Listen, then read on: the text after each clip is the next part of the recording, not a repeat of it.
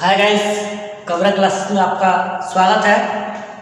पिछले दिनों में मैंने आपको क्लास 12 बायोलॉजी की चैप्टर 2 में आपको पुष्पीय पौधों के लैंगिक जनन के बारे में कुछ पढ़ाया था। इस चैप्टर में अभी कुछ अगला टॉपिक बचा हुआ है, जिस टॉपिक को आज शुरू करने जाएंगे। इसमें एक टॉपिक जा रहा है निषेचन की प्रक्रिया या फिर निषेचन। पिछले चैप्टर में भी पिछली जो वीडियो आई थी उस पर भी निषेचन की डिफिनेशन आए थे, लेकिन निषेचन की प्रक्रियाओं में क्या क्या इंपॉर्टेंट होती है उस चैप्टर में आपको बताने जाएंगे कि निषेचन में कौन कौन सा अध्ययन दिख रहा है। सबसे पहले आपको देखना यह है कि निषेचन आवृत बीजी पौधों में, आवृत बीजी पौधों के एक लिलियम पौधा होता है। इस लिलियम पौधे में स्ट्रासबर्गर नामक वैज्ञानिक ने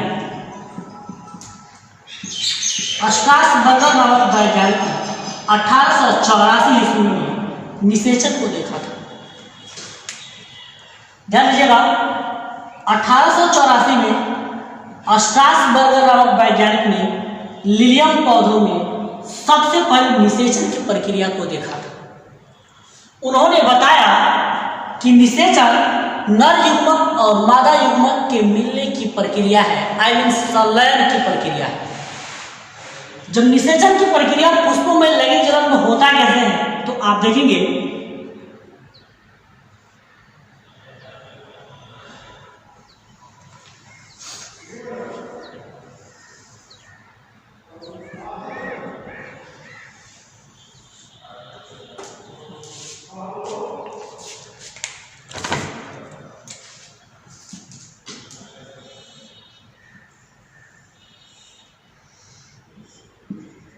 यह पोलन ग्रेन यानी परागकण। जब परागकण निकलती हैं तो परागकण आपकी किसी परागनलिका के माध्यम से होती हुई आपके अंड कोशिकाओं में पहुंचती है।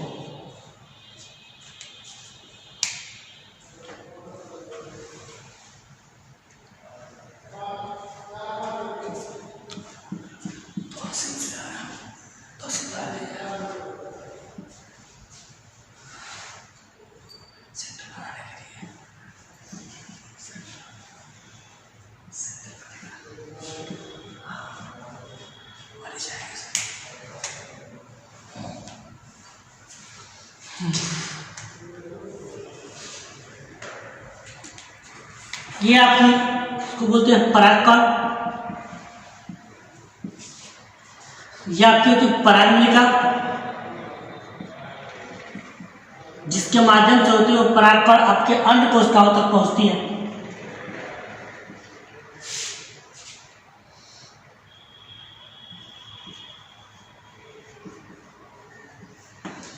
ध्यान दीजिएगा, निषेचन की प्रक्रिया में जैसे आपको पिछले चैप्टर में क्लियर था कि नर युग्मक और मादा युग्मक के संलयन की प्रक्रिया होती है। इस संलयन की प्रक्रिया को सबसे पहले स्ट्रासबर्गर नामक वैज्ञानिक ने 1884 ईस्वी में लिलियम पौधों में देखा था। उन्होंने बताया कि जब एक पुष्प के जो परागकण होते हैं वह परागकण किसी परागनलिका के माध्यम से होते हुए अंड कोशिकाओं के बीजांड तक पहुंचते हैं, और जैसे अंड कोशिकाओं के बीजांड तक पहुंचते हैं तो इस प्रक्रिया में निषेचन की प्रक्रिया पॉसिबल होती है। इसके बाद अगले टॉपिक में देखते हैं कि निषेचन के बाद क्या पुष्प में कौन कौन से परिवर्तन होते रहते हैं। तो निषेचन के बाद पुष्प में जो परिवर्तन की प्रक्रिया होती है उस परिवर्तन की प्रक्रिया से पहले एक हम देख लेते हैं दोहरा निषेचन। एक बार इसका ध्यान दे लीजिए। निषेचन की परिभाषा हो गया, खोज किसने किया था, किस पौधे में किया था, किस प्रकार होता है, परागकण कैसे कहा जाता है, परागनलिका से होते हुए अंडकोशिका तक जाता है जहां पर संलयन की प्रक्रिया पॉसिबल होती है। इसके बाद अगला टॉपिक देखते हैं आपका दोहरा निषेचन।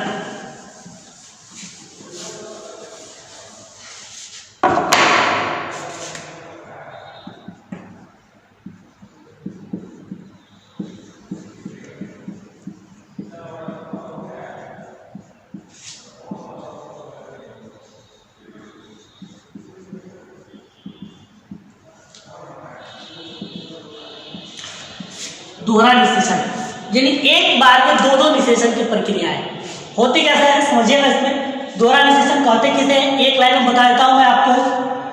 कि जब एक परागकण स्वतंत्र अवस्था में दो अंड कोशिकाओं को निषेचन करते हैं उसे हम दोहरा निषेचन कहते हैं। जब एक स्वतंत्र नर युग्मक या स्वतंत्र परागकण दो स्वतंत्र मादा युग्मक को निषेचन की प्रक्रिया करते हैं तो उसे हम दोहरा निषेचन कहते हैं। दोहरा निषेचन में पहली बार स्वतंत्र युग्मक किसी अगुणित नर युग्मक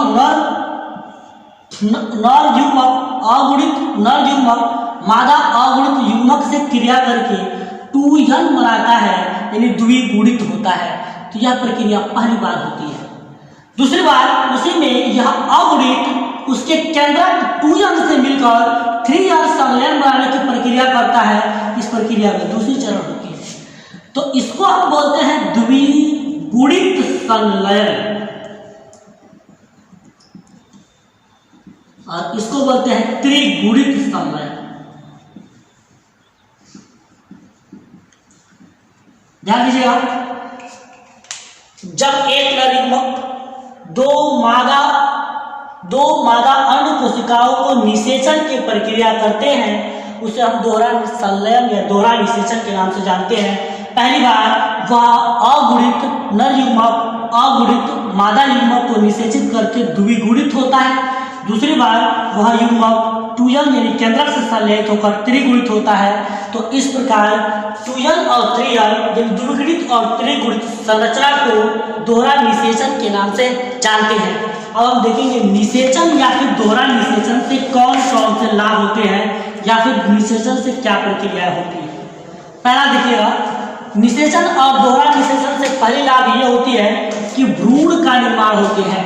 जब तक किसी भी चीज में निषेचन की प्रक्रिया नहीं होगा तब तक न तो फल बनेंगे, न तो बीज बनेंगे, न तो भ्रूण बनेंगे, न तो किसी नए पादप का विकास होगा। तो इसके लिए जरूरी यह है कि इसमें भ्रूण का निर्माण होता है यानी बीज का निर्माण होता है। और जब बीज का निर्माण होगा तो बीजों में भ्रूणोद्भवन होता है, अर्थात नए पौधों का निर्माण होता है। जब नए पौधों का निर्माण होने के लिए भी निषेचन की प्रक्रिया जरूरी होती है। और चौथा ये कि इनकी वंशावृद्धि होती रहती है। निषेचन की प्रक्रिया के द्वारा वंशावृद्धि होती रहती है। निषेचन से लाभ क्या होते हैं? भ्रूण बनते हैं, बीज बनते हैं, नया पौधे बनते हैं और वंशावृद्धि की प्रक्रिया होने लगती है। इस प्रक्रिया के दौरान इसमें एक और टॉपिक आता है कि निषेचन की प्रक्रिया में कौन कौन से परिवर्तन होते हैं, तो पुष्प में क्या परिवर्तन होता है। यहाँ आपको एक नया टॉपिक बताएंगे कि निषेचन के पश्चात तो पुष्प में होने वाले परिवर्तन। निषेचन के पश्चात इतना जब तक सबको स्क्रीनशॉट ले लीजिए या फिर नोट्स कर लीजिए, ये अगला अभी आप क्लियर कर देते हैं।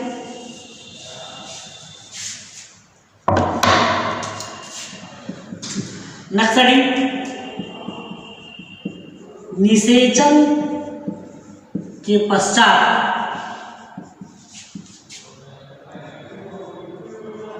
पुष्प में परिवर्तन।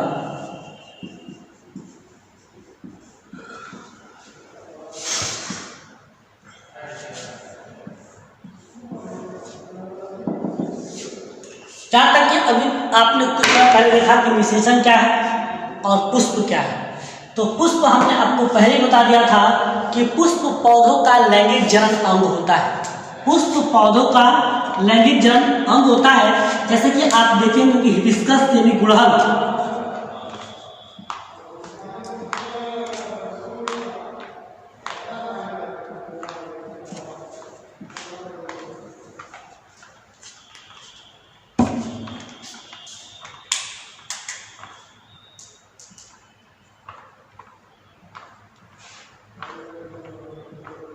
किसी भी गुड़हल के पुष्प को अगर आप ध्यान से देखेंगे तो गुड़हल के पुष्प में कुछ ऐसे परिवर्तन आपकी संरचनाएं दिखाई देंगी।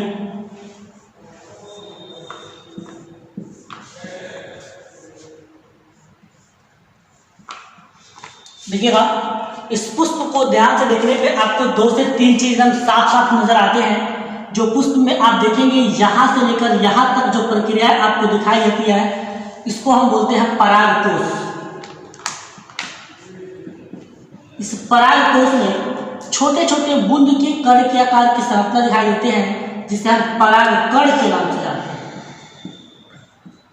और यहां से यहां तक जो आपकी संरचना दिखाई देती है ये पराग नलिका कहलाती है। ये पराग नलिका खोखली होती है अंदर से, जिसके माध्यम से जब यहाँ पहुँचते हैं तो यहाँ पर आपके अंडाशय की प्रक्रियाएं होती हैं। इस अंडाशय में आपके अंड पाए जाते हैं और बीजाणु पाए जाते हैं। ये जो आपको किनारे किनारे कॉर्ड फलक दिखाई देते हैं, इसको हम फलक के नाम से जानते हैं, जो कि किसी गुड़हल के पुष्प में अगर आपको रेड कलर की दिखाई देती है। ध्यान दीजिएगा, जब इस पुष्प में जब निषेचन की प्रक्रिया होती है तो क्या पुष्प में कुछ परिवर्तन दिखाई देते हैं। तो सबसे पहले हम आपको बताए थे कि किसी भी पुष्प के 4 पार्ट्स होते हैं। ध्यान दीजिएगा, किसी भी पुष्प के अंदर आपको 4 पार्ट्स बताए थे, जिसमें पहला था आपका बाह्य दलपुंज, दूसरा जो आपका होता है वह दलपुंज, तीसरा जो आपका होता है वह जायान, और चौथा जो आपको होते हैं पुमंग। ध्यान दीजिएगा, इसमें जब निषेचन की प्रक्रिया होती है तो क्या इनमें कुछ परिवर्तन होते हैं या नहीं, तो इस पर आपकी बहुत परिवर्तन होते हैं। आप इसमें देखिएगा, इसमें 2 पार्ट और उसमें कितने पार्ट होंगे। इसकी जो पहली पार्ट होगी इसमें एक होता है बीजाणु, जो दूसरी पार्ट होती है अंडाशय, और इसमें जो आपके होते हैं पुंकेसर। ध्यान दीजिएगा थोड़ा सा, बिल्कुल इसलिए आपको समझ में आ जाएगा।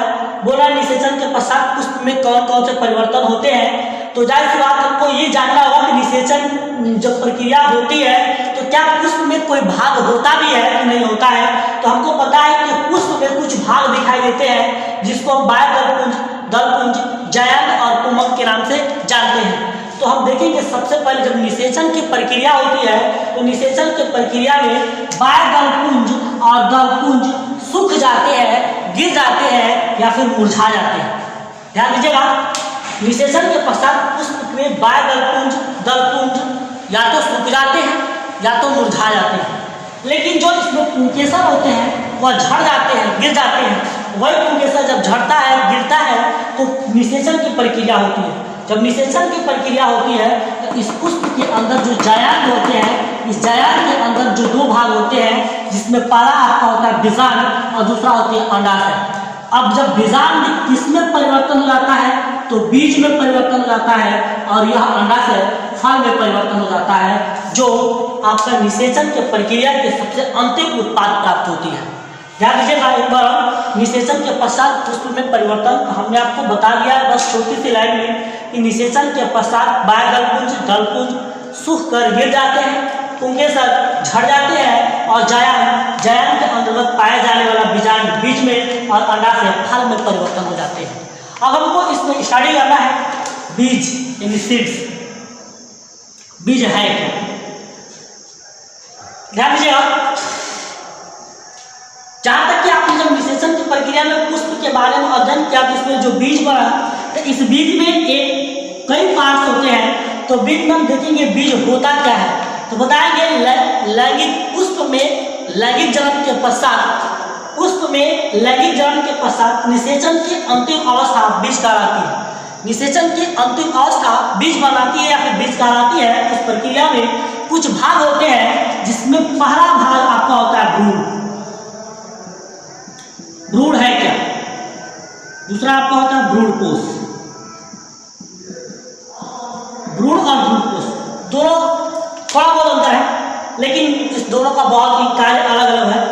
भ्रूण क्या होता है, एक छोटा सा अंकुरण होता है जो बीज के अंदर होता है, पीले कलर की होती है।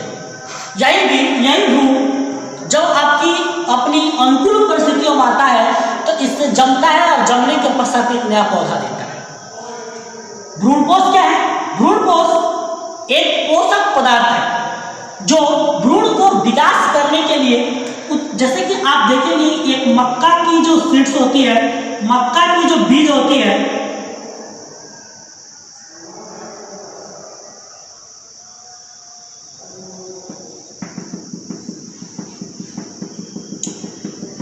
इसको बोलते हैं एस्कुलेंटम। यही एस्कुलेंटम अंकुरण की प्रक्रिया करता है। अंकुरण की प्रक्रिया में हम देखेंगे कि बीज के जो सबसे बाहर जो चारों ओर जो कठोर आवरण होती है, इसको बोलते हैं टेस्ला। और इसके अंदर जो पतली कोमल झिल्ली होती है इसको बोलते हैं टेपकम या टेप्टम। ध्यान दीजिएगा, जब बीज बनता है आपको निषेचन की प्रक्रिया के पश्चात इसमें दो चीज बहुत ज्यादा इंपॉर्टेंट होते हैं, भ्रूण और भ्रूणकोश।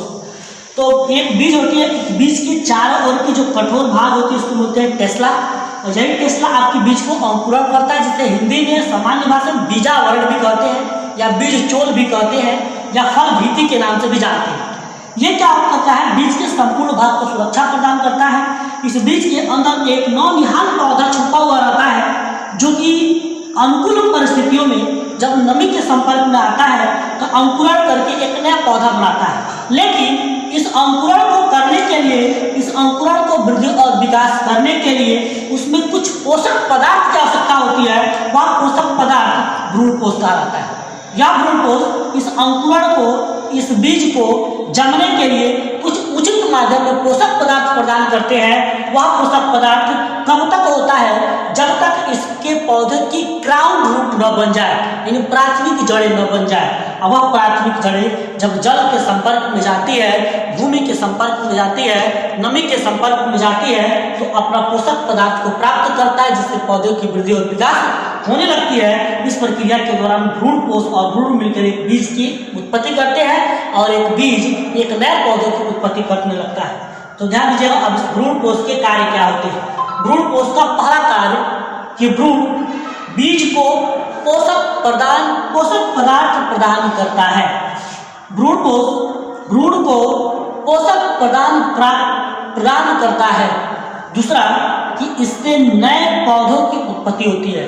तीसरा, यह प्रोटीन, कार्बोहाइड्रेट, विटामिन इत्यादि को बीज में उचित मात्रा में संग्रहित करता है।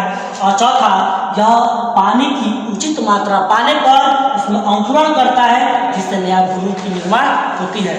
इस प्रक्रिया में आपको एक चीज आपको दिखाने आएंगे कि दोहरा निषेचन से प्रक्रिया से लाभ क्या क्या हुए, कौन से इसमें फायदा होते हैं, कौन से नुकसान होते हैं। अब आपको ये देखना है कि निषेचन की प्रक्रिया के दौरान जब बीज बनता है तो दो प्रकार के बीज बनते हैं। एक बनता है असंख्य जनन और दूसरा बनता है अनिषेक फलन। ये अनिषेक फलन और अनिषेक जनन को अगले वीडियो में आपको देखा जाएगा। तब तक अगर आपको समझ में आए तो लाइक, शेयर और सब्सक्राइब करें, ताकि आपको बेल आइकन भी दबा दें, ताकि आने वाली वीडियो आपको जल्द से जल्द आपके पास तक आसानी से पहुंच जाए। धन्यवाद।